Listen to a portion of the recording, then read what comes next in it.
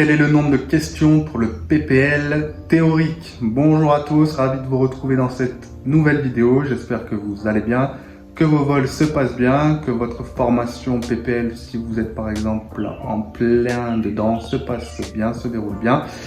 Bref, j'espère que tout va bien. Donc, quel est le nombre de questions posées pour le PPL théorique?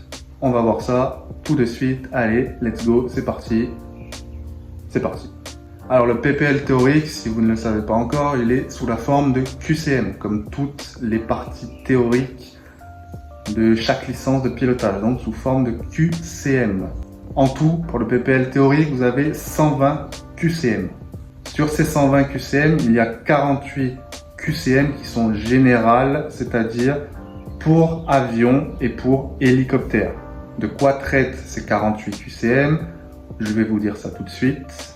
Vous avez la réglementation, vous avez les performances humaines, vous avez la communication et enfin la météo. Ces 48 QCM, ils ont une durée totale de 1h15. Donc vous avez 1h15 à peu près pour les passer. Comme pour la TPL théorique, il vous faut un minimum de 75% de bonnes réponses pour valider cette partie, donc les 48 QCM. Ce qui fait un minimum de 36 bonnes réponses sur les 48. 36 bonnes réponses exactes, bien entendu. Ensuite, vous avez 72 QCM spécifiques, soit avion, soit hélicoptère. De quoi traitent ces questions? Donc, vous avez connaissance générale des aéronefs, principe du vol, navigation, les procédures opérationnelles et enfin les performances et la préparation du vol. Cette partie, elle dure 1h55. Et comme pour la partie générale, c'est toujours pareil, il vous faut un minimum de 75% de bonnes réponses, ce qui fait donc 54 réponses exactes minimum à avoir pour donc valider cette partie spécifique.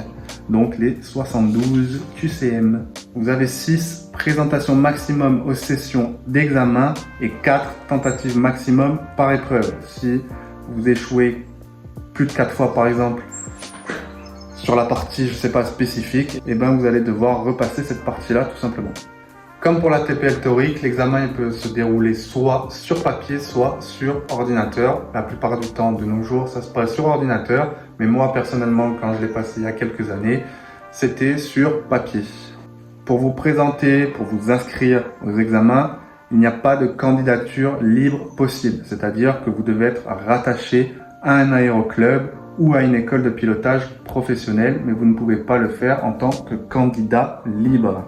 Voilà, maintenant vous savez combien de questions vous devez répondre pour obtenir votre PPL théorique.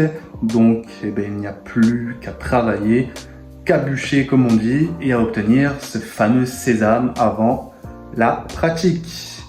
Vous trouverez en lien toujours notre boutique en ligne. N'hésitez pas à aller y faire un tour. Vous trouverez forcément quelque chose qui vous donnera de la joie. Parce qu'elle est conçue spécialement, cette boutique, pour nous, les passionnés d'aviation. Allez-y, ça coûte rien de jeter un œil. Vous trouverez des centaines de produits qui ne parlent que aviation, parce qu'ici, on ne parle que aviation. Et sur notre boutique en ligne, c'est pareil. Donc, si vous n'êtes pas passionné d'aviation, de toute manière, vous ne serez même pas en train d'écouter cette vidéo. Donc, forcément, ce site est fait pour vous, tout simplement. Allez, sur ce, je vous dis à bientôt. Ciao, ciao.